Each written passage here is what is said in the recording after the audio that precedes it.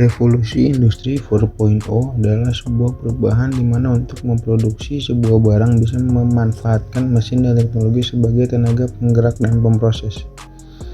Jadi revolusi industri ini hadir untuk bisa menjawab permasalahan efektivitas dan efisiensi dalam memproduksi suatu barang. Revolusi Industri 4.0 juga mengintegrasikan antara teknologi cyber dan teknologi otomatisasi. Secara sederhana, revolusi industri 4.0 dapat dipahami sebagai perkembangan teknologi pabrik yang mengarah pada otomasi dan pertukaran data terkini secara mudah dan cepat, yang mencakup sistem cyber fisik, internet untuk segala atau Internet of Things, komputasi awan atau cloud computing, dan komputasi kognitif.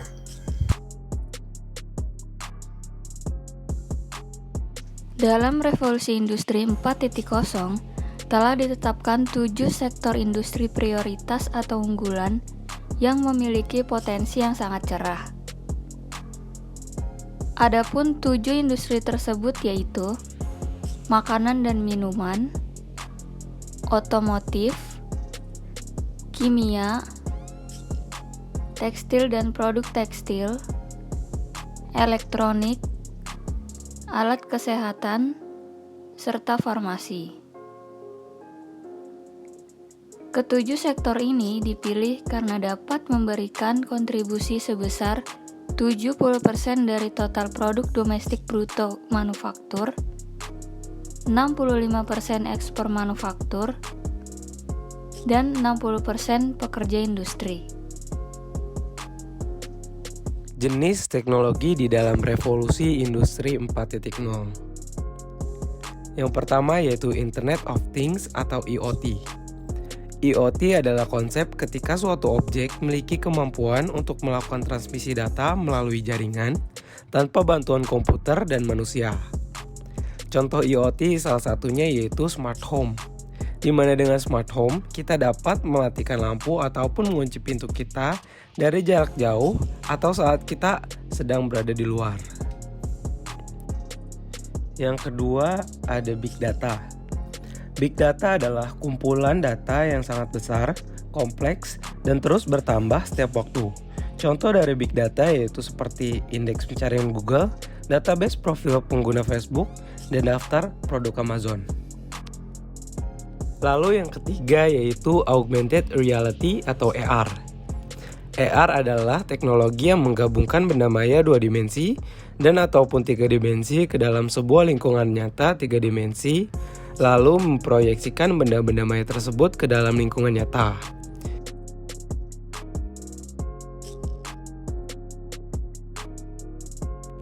Berikutnya yang keempat ada cyber security.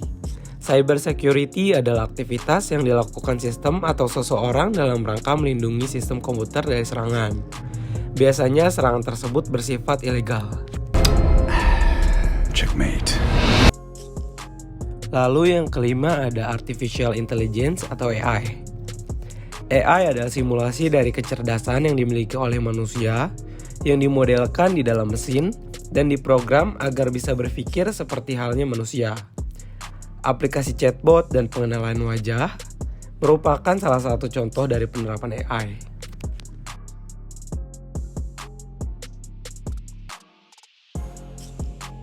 Yang keenam ada Additive Manufacturing.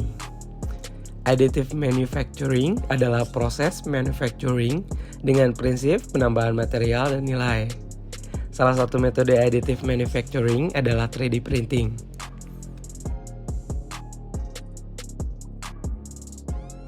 Contoh dari penerapan revolusi industri 4.0 yakni adanya sektor Kementerian Perindustrri terus gencar melakukan pemberdayaan industri kecil dan menengah IKM melalui pemanfaatan teknologi digital yang bisa disebut dengan e-smart IKM.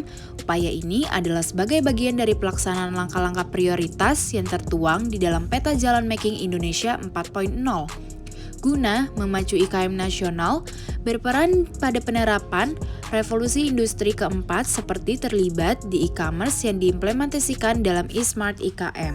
Melalui program e-smart, sektor industri IKM diharapkan tidak akan ketinggalan dalam tren transaksi online di dalam situs jual beli dan akan semakin banyak produk-produk IKM yang kompetitif dan kreatif. Kementerian Perindustrian juga telah mempersiapkan 10 strategi dalam menyongsong industri 4.0, yaitu penguatan rantai pasok, pembangunan kawasan industri, tujuan pembangunan yang berkelanjutan, penguatan sektor industri kecil dan menengah itu sendiri. Program eSmart IKM juga telah bekerja sama dengan marketplace seperti Bukalapak, Tokopedia, dan lainnya. Lebih lanjut, program eSmart IKM akan pula memfasilitasi pelaku usaha agar dapat mengakses pasar yang lebih luas melalui kerjasama dengan ATT Group selaku Authorized Global Partner Alibaba.com di Indonesia.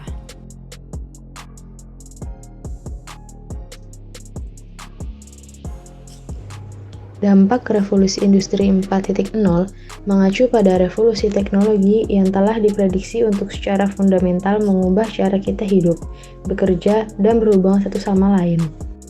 Dunia digital dan fisik telah menjadi tidak dapat ditarik kembali dengan mesin, sistem, dan orang-orang dapat bertukar informasi dan secara otomatis menyesuaikan. Industri 4.0 bukan hanya merevolusi proses manufaktur, tetapi juga berdampak kuat pada model globalisasi dengan mengubah tenaga kerja dan meningkatkan kemudahan akses ke layanan. Dampak positif revolusi industri 4.0. 1. Kemudahan dalam mengakses informasi dikarenakan dapat menggunakan gadget maupun teknologi lainnya. 2.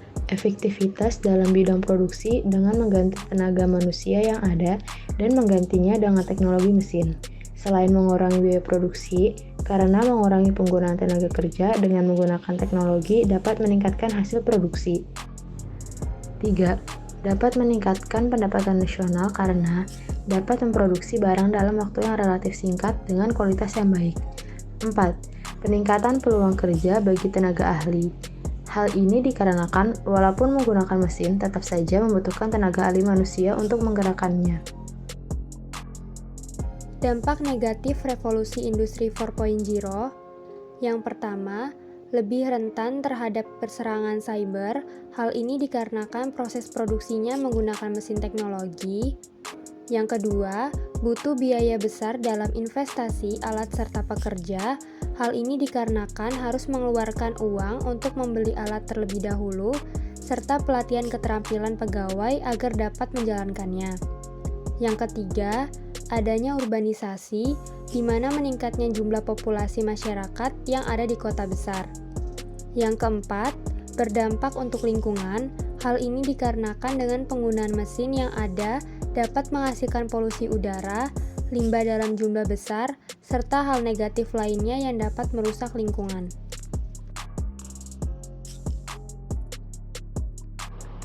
Tantangan dalam revolusi industri 4.0. Yang pertama, tantangan ekonomi. Globalisasi yang terus berlanjut, di mana sumber daya manusia diharapkan mampu dalam keterampilan antar budaya, keterampilan berbahasa, keterampilan mengelola waktu, keterampilan perihal jaringan, dan pemahaman proses. Yang kedua, kebutuhan akan inovasi meningkat. SDM diharapkan mampu dalam hal pemikiran wirausaha, kreativitas, pemecahan masalah, bekerja di bawah tekanan, keterampilan teknis, keterampilan penelitian, dan pemahaman proses. Adapun tantangan sosialnya meliputi perubahan demokrasi dan nilai sosial yang mencakup kemampuan mentransfer pengetahuan dan keterampilan memimpin. Yang kedua, peningkatan kerja virtual yang mencakup fleksibilitas waktu dan tempat, keterampilan teknologi, keterampilan media, pemahaman keamanan TI, keterampilan teknis, pemahaman proses, motivasi belajar, pengambilan keputusan, penyelesaian masalah, dan keterampilan analisis.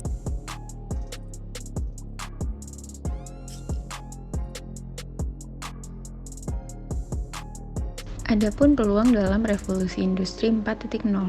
Revolusi industri 4.0 membuka peluang yang besar bagi siapapun untuk maju. Apa saja sih peluang-peluangnya? Berikut penjelasan singkatnya. Yang pertama, berbisnis di era digital melalui internet, akses informasi mampu dijangkau hingga ke penjuru dunia. Dengan teknologi informasi yang berdaya jangkau, lokal hingga internasional. Dalam hal ini, banyak profesi baru yang muncul dan memanfaatkan perkembangan kemajuan teknologi, seperti vlogger, youtuber, influencer, video creator, content creator, dan lainnya.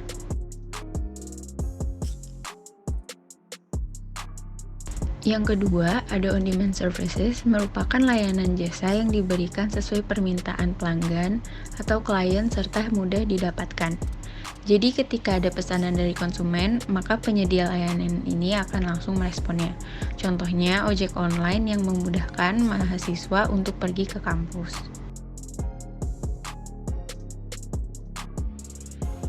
Web hosting adalah jenis web hosting yang menggunakan resource dari beberapa server untuk menyeimbangkan beban, mempercepat performa, dan memaksimalkan uptime.